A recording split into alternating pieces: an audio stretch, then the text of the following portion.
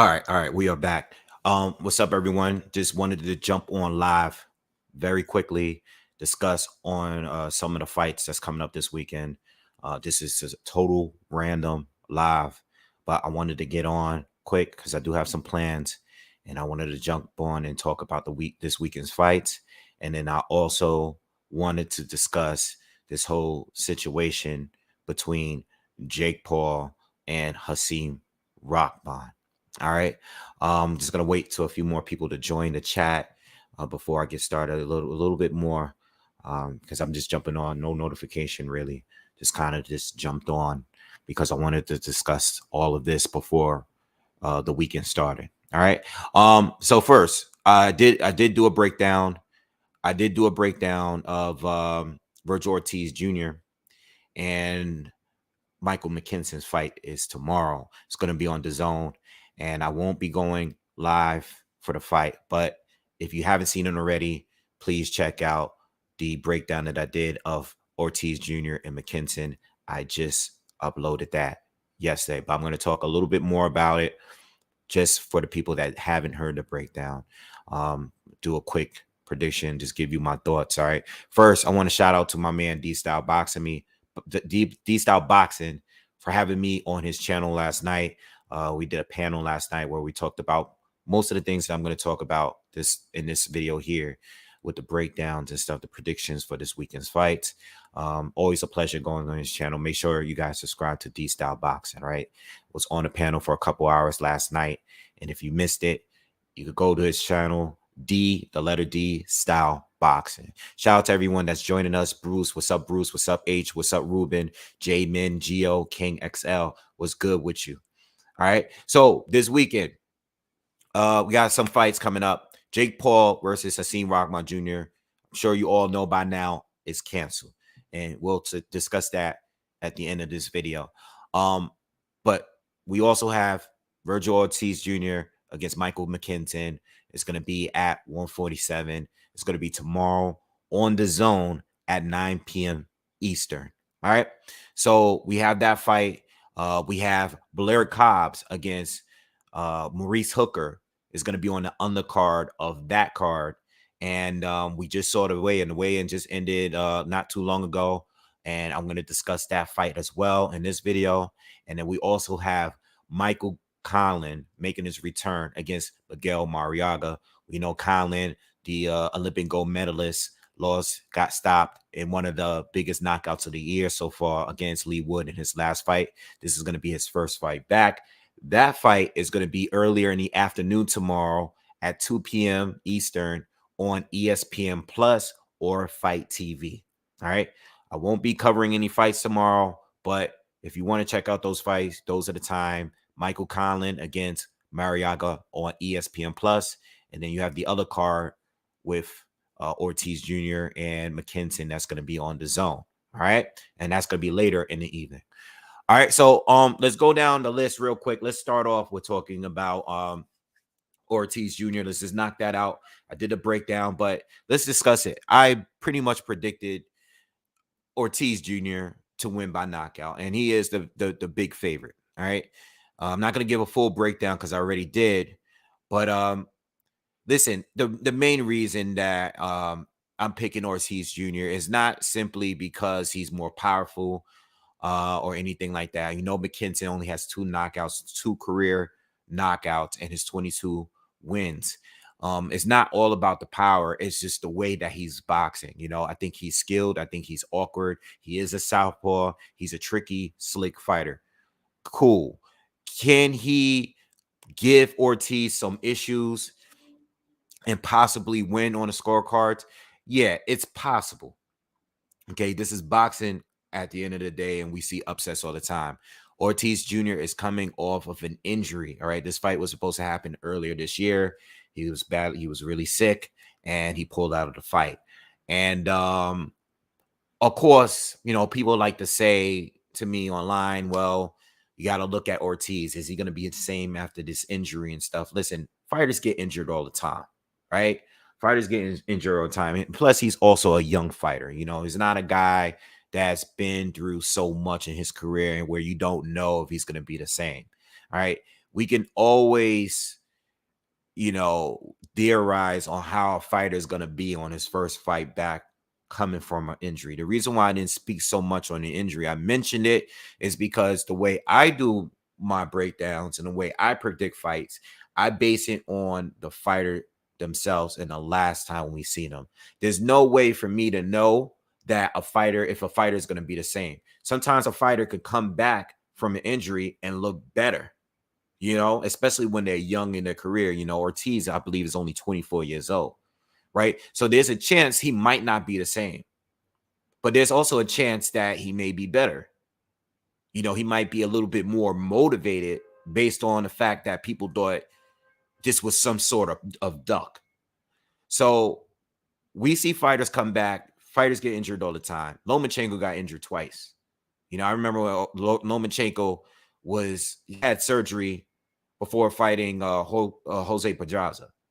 He was hurt again after Teofimo Lopez. And what did he do? He came back and destroyed the next two opponents he had after that.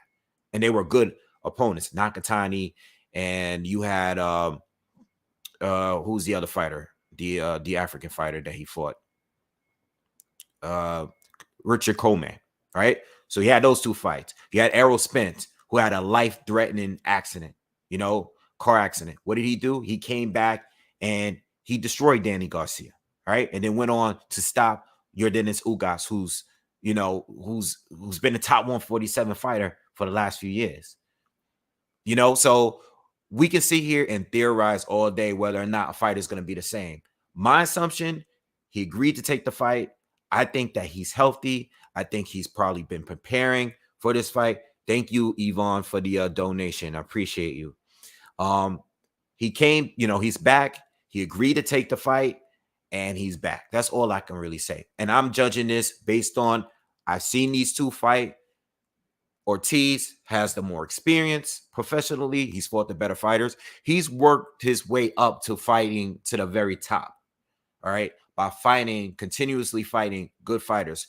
Mauricio Herrera, Roscoe, Brad Solomon, and then going up to Maurice Hooker, fighting Kavalaskis. These are fighters that are more proven. These are fighters that have done stuff in their careers of fighting. So with that being said, I'm going with the guy that's more experienced, more powerful, the better boxer in my opinion. I think overall, I think he has most advantages going into this fight, and this is part of the reason why he's a heavy favorite to win this fight.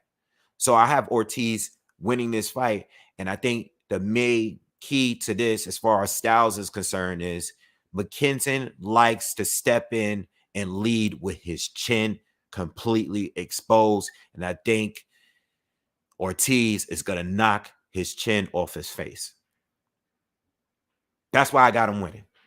Mckinson has continuously, on a lower scale, because he's fighting lower quality fighters. I think Chris Congo was probably the best fighter that he's faced. On a lower scale, I see him making the same mistake over and over and over again. And that's part of the reason of why I have Ortiz. And I'm very confident that Ortiz is going to get him out of there within or by 5 rounds. Jazz, thank you for the donation. What do you make of Hooker missing weight about 3 pounds? Give me a few more minutes because I'm getting right to that fight as soon as I'm done talking about this fight, Jazz. I got you. I'm just going to just nail this Ortiz Mckinson situation, and I'm going to get right to that fight because I have a lot to say about that fight. All right, but thank you again for supporting. What's up, Deuce? What's up, everyone that's joined? I see you, Self. I see you, J.O. I see you, Aaron. What's good? What's good? Young Hollywood is here. All right. Thomas, Jamin, Wavy Wave. What's up with you? All right. I'm going to get to you guys, but I just wanted to clear this up. So I have Ortiz getting him out of here by the 5th round. I think the 1st, 2nd, and maybe the 3rd. I think Ortiz might have some issues, but I think by the 3rd round, what's up, G Funky? What's good with you? By the 3rd round, Ortiz is going to have him figured out. And that's when the trouble for Mckinson will begin.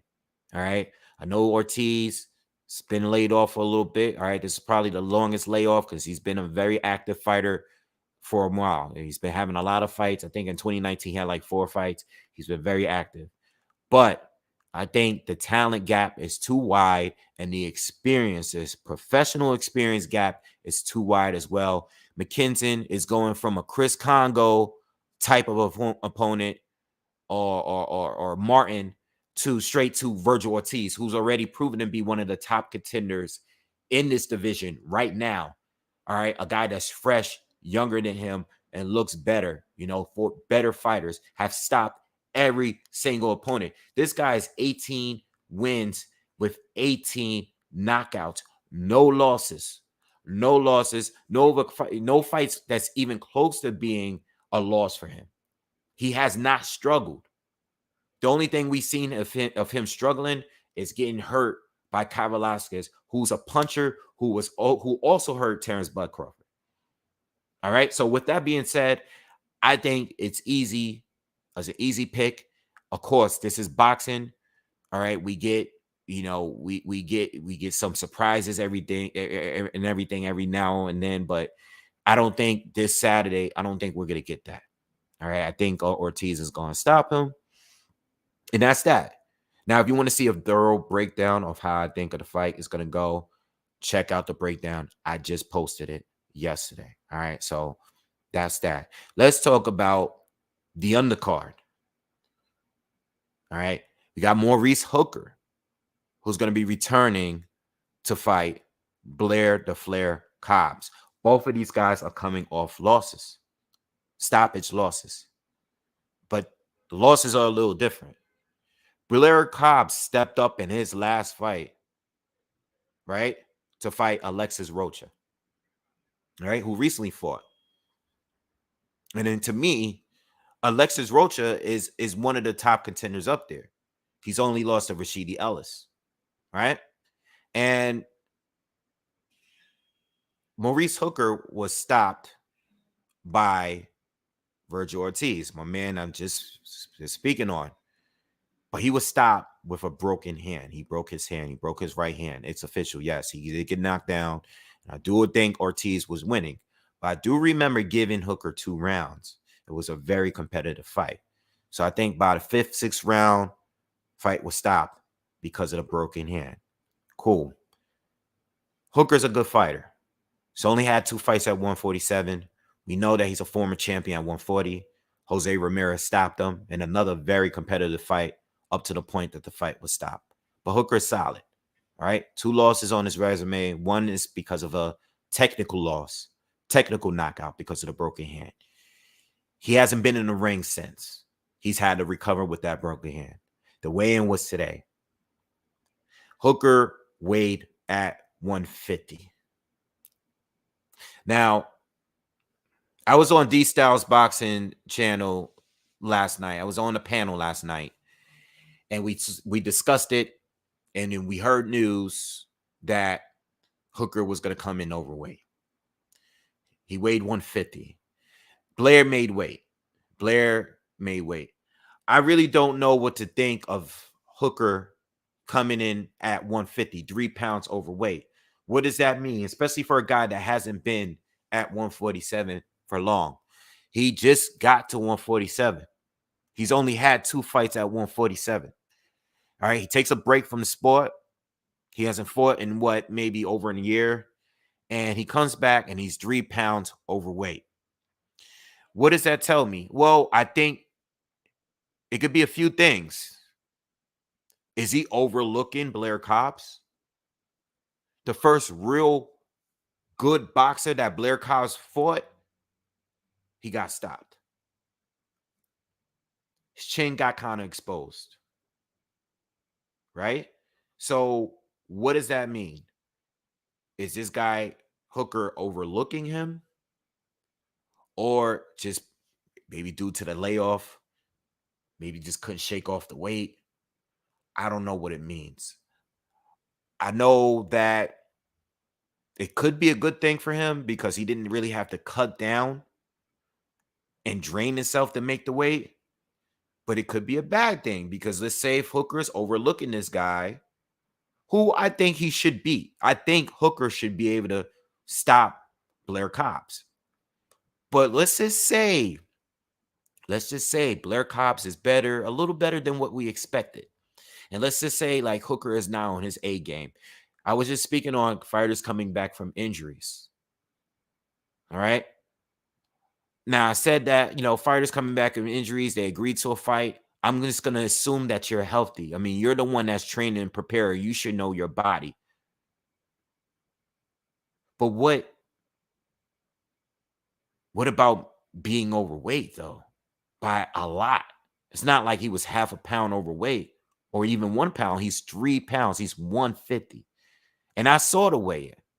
And I've seen Maurice Hooker at weigh-ins. And I can tell you that that version of Maurice Hooker I saw today wasn't his best version. So I think if anything, if he's a little bit off because he's rusty, we know for a fact he's rusty, and we know for a fact that he's coming off of an injury. Now we know that he's overweight. He just made this fight a little bit more intriguing. Because even though he's the more experienced fighter, even though he's a former champion, he is fighting a guy that, on a technical standpoint, I don't think he's that good. But I do think Blair has some good athletic ability. And you know what? At least he made weight. He made weight and he still took the fight. He still took the fight even though the odds are against him. Jazz says, do you think Cobbs is chinny? He looked chinny versus Rocha. The uppercut that dropped in an round 8 didn't seem that hard. I do think he's a little bit chinny.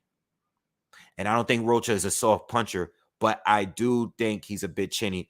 Not because of the knockout, but because everything leading up to that.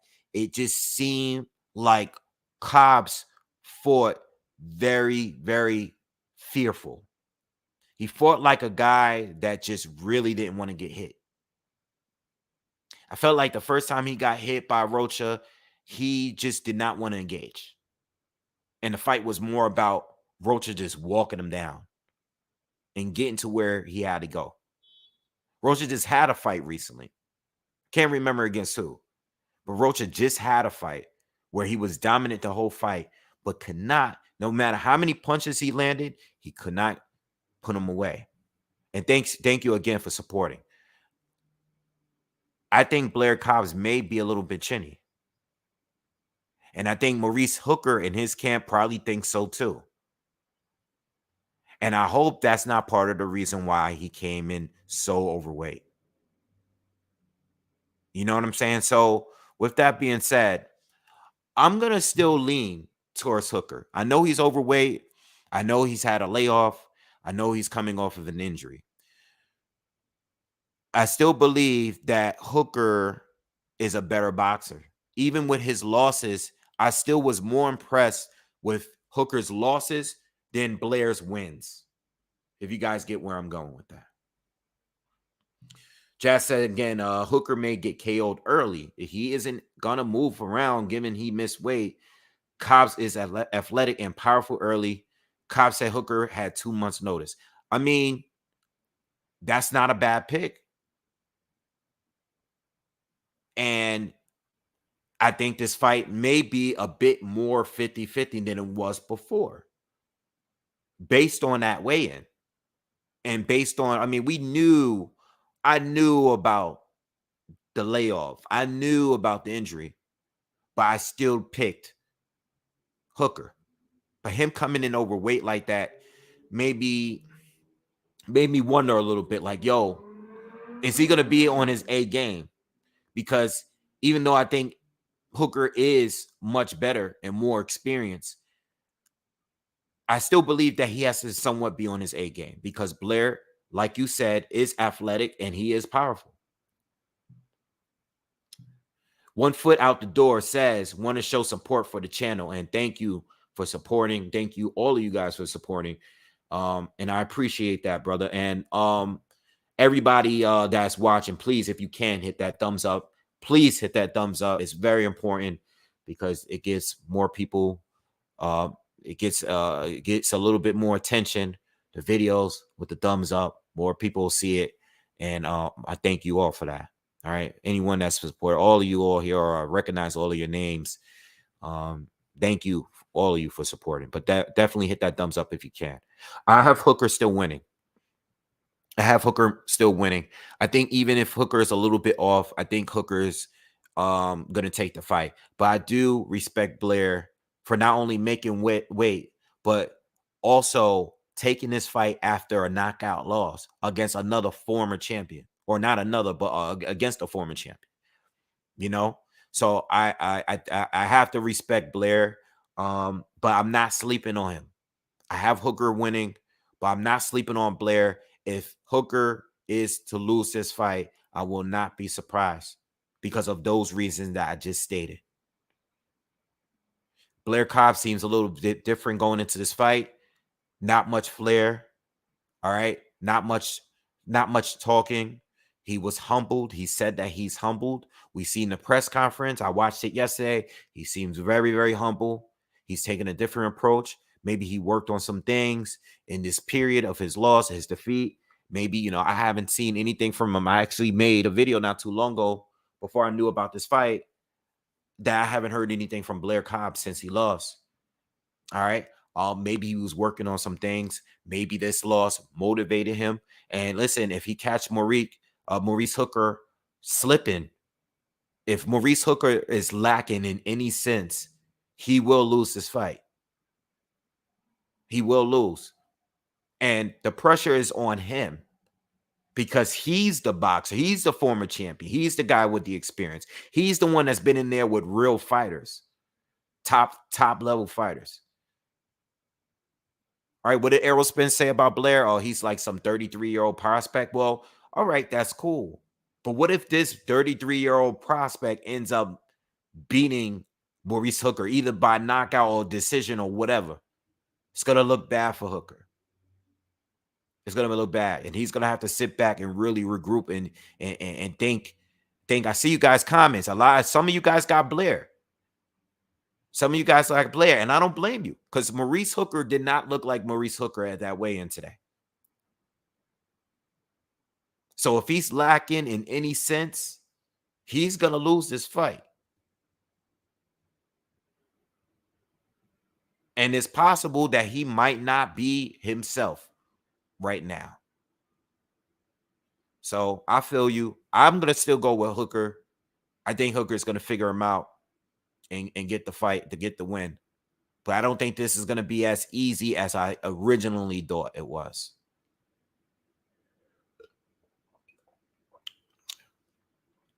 Mike Conlan is going to be making his return against Miguel Mariaga. All right. Mike Conlan got knocked out early this year. I think most of you noticed it, saw it. It was one of the best knockouts of the year. He was fighting Lee Wood, and he got knocked through the ropes.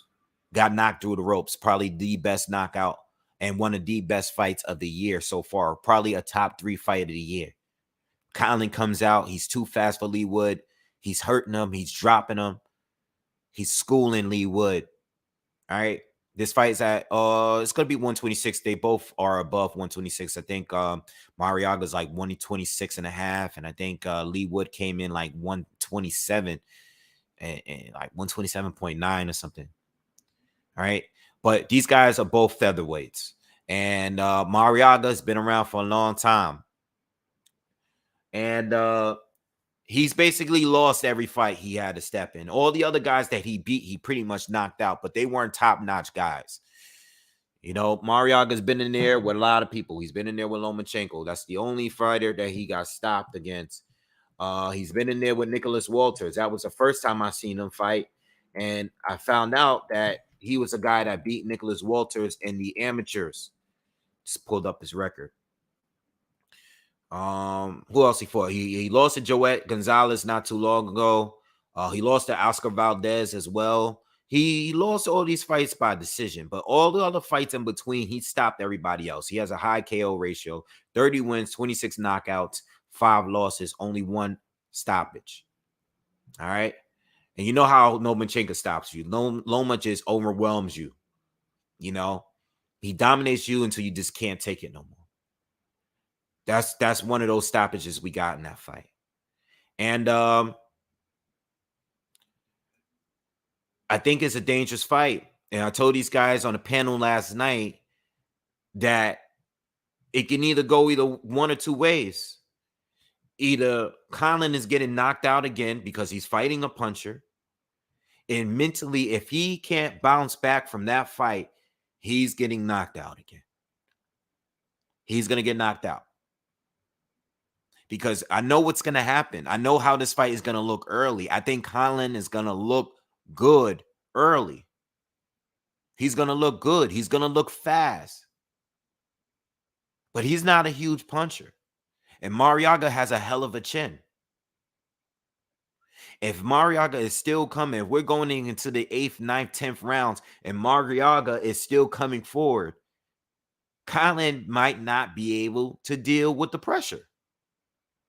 And he may possibly get knocked out late. I think there's one or two options here. I think Conlan either gets knocked out or Conlan wins a decision. If it goes to the cards, I have Conlan winning against the older Miguel Mariaga. But if he catches a good one, and we know that he can be stopped, and he gets to a point where he's trouble, he's backed against the wall, and he can't deal with the pressure, he might get stopped. Wouldn't be surprised. I got Conlan. I think Conlan, my prediction, and I said this last night on the panel, my prediction is Conlan wins a scary decision. I think Conlan is going to be winning rounds. I think he's going to be winning the majority of the rounds in this fight. I think there's going to be a point where he's either going to get hurt or he's going to take a knee. He's going to get hurt, meaning like he gets caught with a good shot. He's in trouble. He ties up. He'll find ways to skim through the final rounds and win a close decision. I think this is a very dangerous fight to take on your first fight back from a knockout loss like that, your first loss.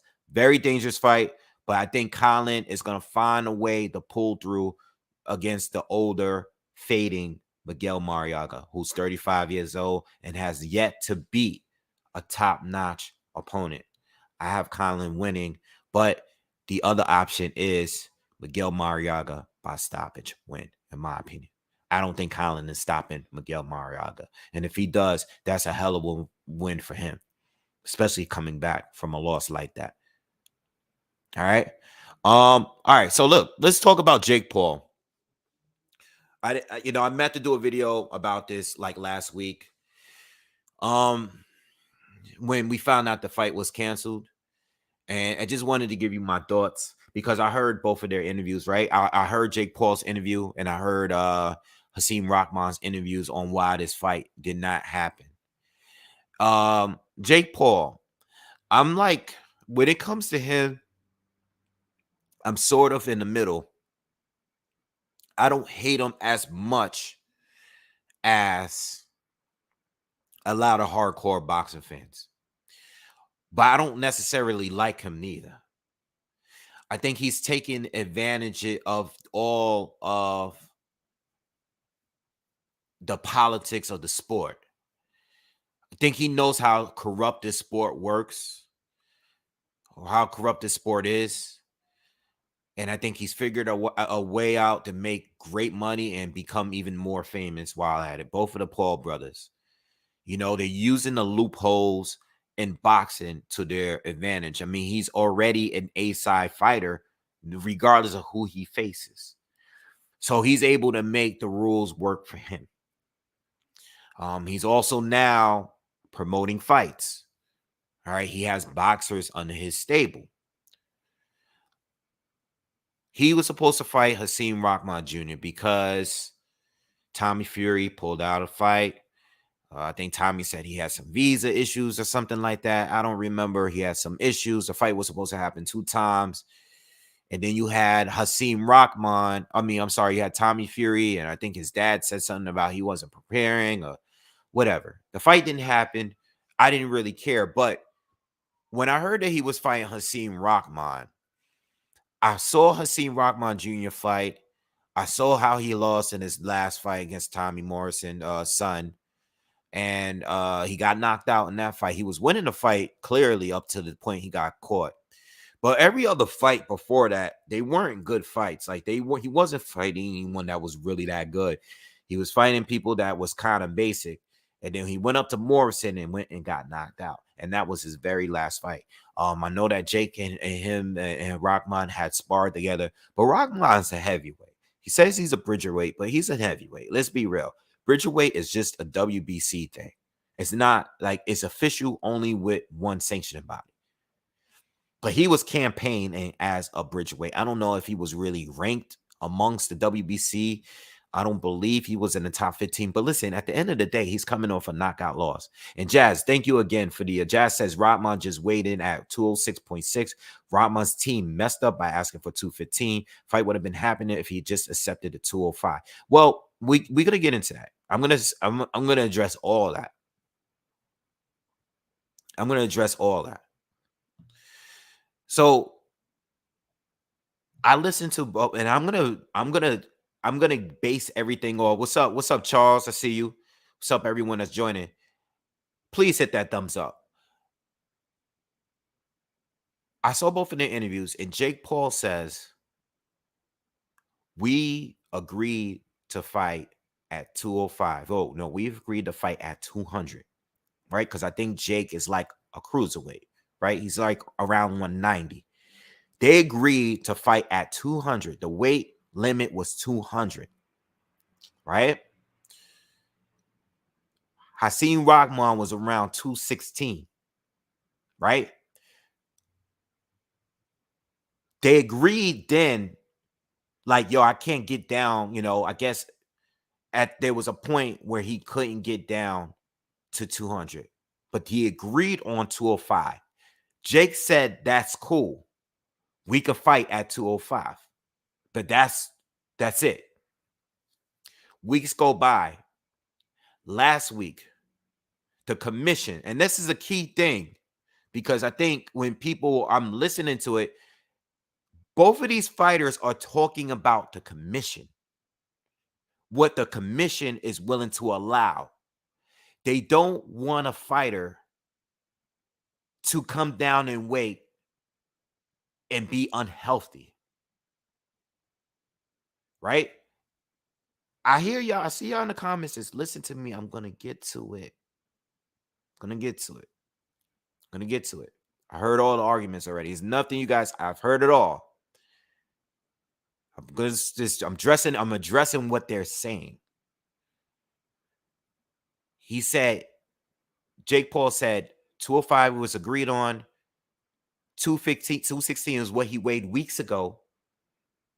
Then last week, he was still at 215.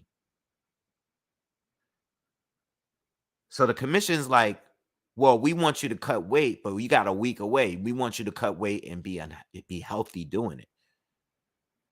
So their camp got in touch with the other camp, and it's like, listen, according to Jake Paul and Rahman, because he agreed with this, I'm at 215. I can't get that cut down to 215, 205. I can't do 205.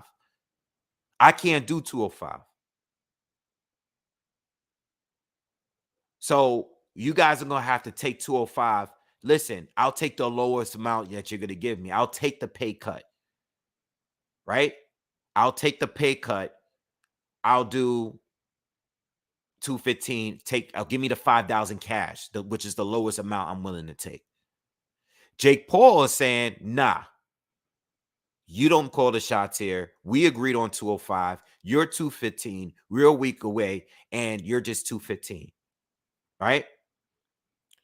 So Rahman's argument is, bro, you said that you can beat me at 230 or you beat me in sparring at 230. Why are you making a big deal about the weight? I'll take the pay cut. I just want to be able to fight you at 215. He's also said you didn't even give me the chance to even make weight on a week of the fight or the weigh-in. But he also said, I can't get under 215, right? This is last week. Jake saying, you don't make the calls. We agree to 205. We're not doing the fight. Today, Hassan Rahman Rahman does an unofficial weight on his own, goes live with it, and he weighs 206.6 today. Today would have been the weigh-in because the fight was going to be tomorrow. So he didn't make 205, but he's very, very, very close to making 205. In fact, he's much less than what he claimed last week that he couldn't even make. He said he can't get under 215. Charles, thank you for the huge donation, brother. Always appreciate it, man. Thank you, man. Thank you. Good looking, man. Thank you. Thank you for supporting the channel always. So look, the fight is off. Rahman makes 206 when it's not even necessary. Doesn't even mean anything anymore. What do I make out of this? Well, I don't like the situation at all. Many of the reasons you guys are saying in the comment section. All right, I don't like it from jump, and I'm going to tell you why. I don't like it from either side. From Jake Paul's standpoint, you know why I don't like it with him? Because you know this guy is an official heavyweight. He's at 230, right? You said this. If he's at 230 and you're trying to fight him, making him come under 200, he's naturally a heavyweight. This is Hasim Rahman's son. Why are you taking a fight? You're taking a fight with a boxer, but you're making a catch weight that is so unrealistic that he either makes the weight, right? He makes the weight and be completely drained to a point where I'm likely to beat him because he's all drained out, right? And this is why I said I picked Jake Paul to win the fight if it really actually happens, because the stipulations is going to be in his favor at the end of the day. And if he doesn't make the weight, you having a good excuse because now you don't have to fight him because he didn't make the weight that he agreed to make it. Rahman, on the other hand, why would you agree to a weight that you know you can't make? You know why? Because it was an opportunity that you had to take. You had no other options out there. You had just got knocked out in your last fight, and you agreed on something that you said yourself that you can't even get below 215. So you agreed on some shit that you can't take. Your followers are going up. Everybody knows who you are now. I didn't even know that Rahman had a son that was boxing until Jake Paul came into the picture. I didn't even know about you. I'm sure there's plenty of people didn't even know about you. So you agreed to something that you wasn't going to take, and you were willing. Yeah, when you say, yo, I'll take the 5,000. I don't care. I'll take whatever. I'll fight you for free. Well, because you have nothing to lose. You're not the star here. You just got knocked out in your fight. And Jake is taking a fight against a guy that's most likely not going to make the weight. So it looks like, look, I got Tommy Fury. He's a real boxer. He doesn't want to fight me because of all his issues. He's always got some excuse. And you got now Rahman, who was supposed to fight me, but he's too unprofessional to even make weight. So now it looks like all of these real boxers are getting out of fights with Jake Paul. Meanwhile, what are we left with? What are we stuck with here? We still haven't seen Jake Paul fight a real fighter. And it looks like it's everybody else's fault except his. And then you got Rahman here. Let's be real. The people that don't like Rahman, or the people that don't like Jake Paul, is going to ride with Rahman anyway. Even though Rahman clearly said in his video, I'm not coming under 215, take it or leave it. And the people that are pro Jake Paul are going to say, well, dude, you agreed on a fight and a weight that you can't even make. The original weight is 200. Now, what does this mean? Why was this all happening? Well, it could be because of what I said. Maybe this was all a big thing because maybe Jake Paul really didn't have intentions on fighting this dude. It could because of ticket sales. It could because of it could be because of business. It could be for whatever. All I know that from jump, this whole situation sounded fishy from jump. To me, I didn't like it. I didn't like it at all. Boxing Gyms, thank you, bro. Appreciate you, man. Thank you. Shout out to my guy, Boxing Gyms, and make sure you subscribe to him as well. I didn't like it from jump. This is why I didn't make no videos on it. I ain't made no videos. And it's not like I never made videos on Jake Paul. I made videos on Jake Paul before. I covered this fight with Woodley. But I didn't like it from jump because it didn't seem realistic. And this is what the problem is with this whole situation. The problem is here is that you got real fighters on the undercard. I believe Brandon Lee was supposed to be on there. You know, Amanda Serrano was supposed to be fighting. You got real people. You got real fighters on the undercard of this mess. And now the fight is canceled. And people that's supposed to be fighting under your card on Showtime, they out of a fight now. All for what? A bunch of hype that didn't lead to anything. And this is why I'm trying to tell you guys, be careful the way y'all receive news. Be careful. Because a lot of this shit is gimmicks. It's all gimmicks. It's all hype. All these fighters, I tell you guys this about, what did I say this about Ryan? I just told you guys, Ryan and Tank, you got to watch how they moving because they do a lot of chitty, chatty, patty stuff. They do a lot of chatty, patty stuff, and they don't end up fighting the people that they're calling out. They don't do it. They fight. They build up a fight, throwing other fighters' names out there, and then fight someone completely different. Jake Paul knows the game, and he's taking full advantage of the game. And if you are involved with him, if you are signed with him, you are going to be a victim because you're on his undercard. And if his situation doesn't work out right, because the situation for him has to work the way it works for him. But in all fairness, with every fight, it should. Now, some people are saying, well, there's fighters that go overweight and the opponent takes the fight anyway. Yeah, but there's times where fighters are overweight, disrespectfully overweight, and the fights are canceled. It's not often, but it happens. I'm talking about real boxing matches. It's happened. I know it's happened. I've seen it happen. Jake Paul, he's not going to just give everything up for a guy like Hasim Rock, man. And I understood that.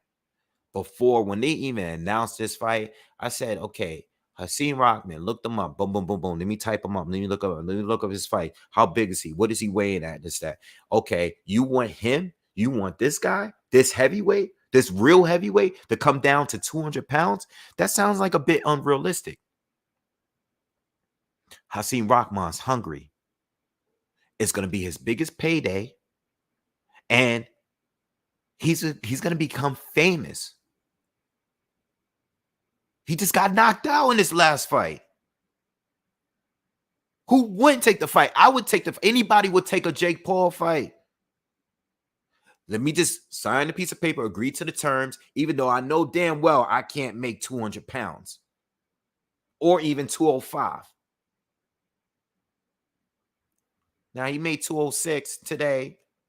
And yes, I do agree that, yo, you are supposed to wait until the weigh-in, you know. But if what you said is true about you guys, Team Rockman and Team Jake Paul's, like, yo, 215 is it, bro. I can't make 205. Take the money. It's not the money at this point. In Jake Paul's team mind, it's about Jake Paul's getting the win. And the heavier you are, the less likely chances of me winning the fight. It's going to be less likely. I need you to be drained. I need you to be drained. What do you think catch weights are for? Everybody does them. Rehydration clauses. Everybody does it. All these A-side fighters that like to go up, let's just throw that little rehydration clause in there just in case shit gets real while I'm in the ring with them that night. You guys get where I'm coming from with this? I think it's really, really simple. It's not that deep. I know people like to pick sides because you might not like a person and stuff like that. Jake Paul, I understand why a lot of real boxers don't like him because a lot of attention is going towards him. He's having pay-per-views. He got real fighters on his undercard and stuff like that. I understand the circus when it comes to the Paul brothers and the internet people and these exhibitions. I understand the circus that's involved, but I also understand business, and I also understand that this is boxing at the end of the day. Like this is the Jake Paul show, and part of the Jake Paul show is having a bunch of drama leading up to a fight. That's even if the fight happens. We got it with Fury. We got it with Rockman. And what they're trying to sell to everybody is that real fighters don't want to fight him. If you want to fight a real fighter, you have a name. Jake Paul is the name. Tommy Fury has a name because he's a Fury.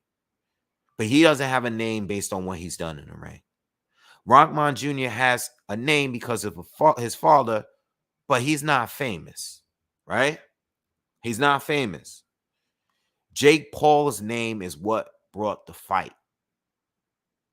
If you really want to fight a boxer, just fight a boxer. Fight a contender. If you really want to prove that you're that good, stop doing the funny shit. Because the funny stuff is going to lead to you having these scenarios like this one. And you know what? This all probably was very calculated. I wouldn't put it past neither one of them. Could have been this could have been part of the plan from jump. Y'all taking this shit too seriously.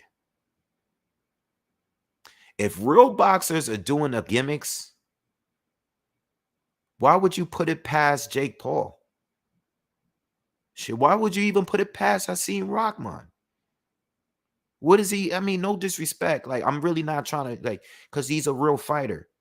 He's a son of a fighter that I like and respect. I'm not trying to disrespect him when I say this, but what did he have going on? I'm just trying to be honest. What did he have? What did he have going on? His social media accounts have shot up because of this fight here. That's not even going to happen. Jake Paul ain't stupid. He's not fighting no real heavyweight. Come on.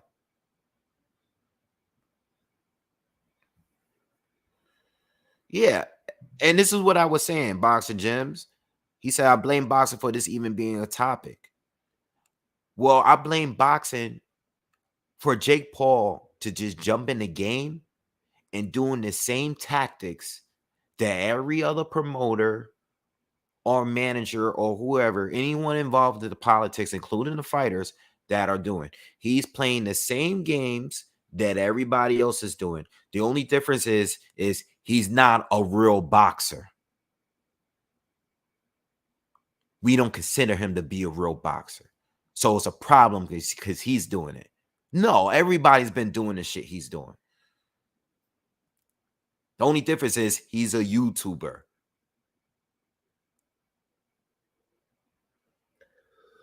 I think Rockman really wanted to fight.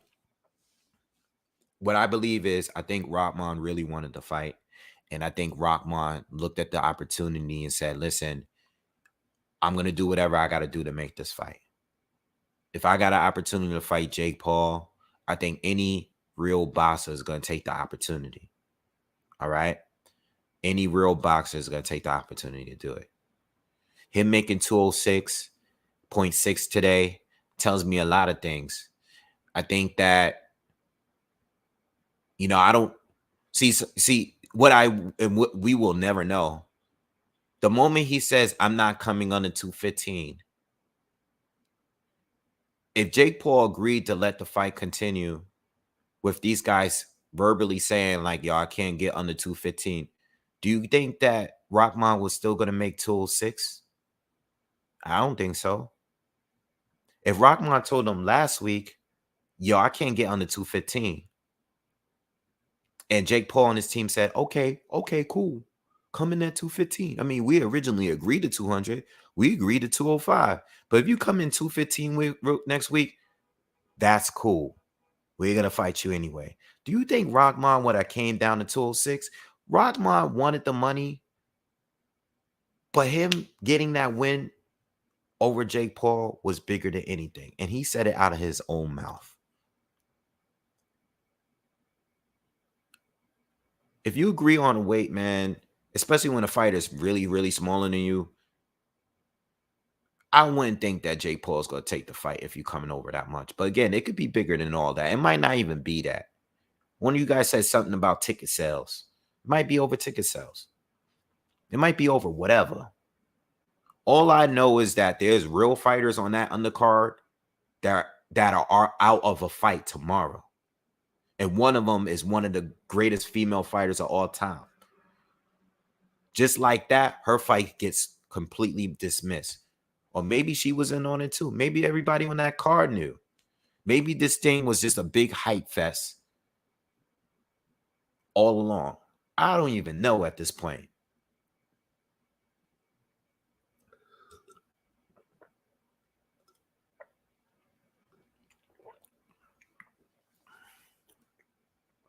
One foot out the door says they pulled the plug a week before. He didn't have the chance to cut the weight.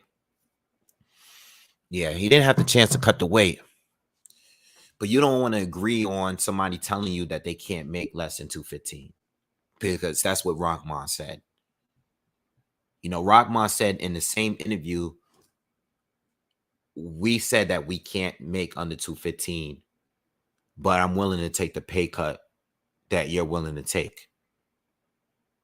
At the same time, he says, you guys didn't even give me a chance to make the weight after you just said you can't make the weight. Which one is it? You know what I'm saying? What's up, Olaf? Kufu says, sure, Paul tried to make weight drain Rahman, but Rahman knew he wouldn't make 205. Both sides are culpable of this. And that's my point, bro. You just recapped exactly what I just said. Both of them knows what's going on, man. It's not even about, it's about making sense. Like, where's the logic? Yo, I'm taking things from what they both said out of their own mouths and say, yo, this is ridiculous. You agreed to fight someone that's not even a cruiserweight. He's a big heavyweight. And you want him to come down to cruiser to fight you? Why him? Why him? Fight a real cruiserweight, bro. Yo, I would rather Jake Paul fight someone that's a real contender at light heavy and move up to fight him than try to drain some big heavyweight that just got knocked out in his last fight. Dude, just fight a cruiser. Fight a cruiser or fight a light heavy. Have a smaller guy meet you up. A smaller guy that's willing. Tyron Woodley was smaller than you. Right? Woodley was smaller. So instead of fighting another UFC fighter, fight a guy that is smaller than you, but is an actual boxer. No. They took the risk, the chance. They said, no, we're not going to do that. We're going to take a guy that just got knocked out, and he has to cut down to a point that even if he makes the weight, he's going to be beatable because he's going to be dried out. It's going to be like a raisin. Like, he's going to have nothing. Black Panther, thank you for supporting. He says, surely we shouldn't condone a small novice fighting a professional heavyweight. Jake Paul could literally die in that ring if Rahman comes overweight. Well, that was the point that I was making about people that, and thank you for supporting, people that say, well, people miss weight all the time. Jake should have agreed anyway. What? Like, we talking about Jake Paul here. This is not Blair Cobbs fighting against Hooker tomorrow and Hooker being a few pounds overweight. You know, I compare. I know Blair is not really that experienced as a boxer neither, but same thing, man. It's not the same thing. This is not. Jake Paul is not that guy. He is a YouTuber. He has yet to fight one professional boxer. All right. All right. Listen, guys, I got to break out. I just wanted to get this quick live out of the way. If you are new, make sure you subscribe to the channel. All right. Hit that like button. And I'll be back in the morning probably with some new content. There's some more. There's definitely some more topics that I need to get out of the way that I didn't get to yet. All right. But and some fights that's coming up.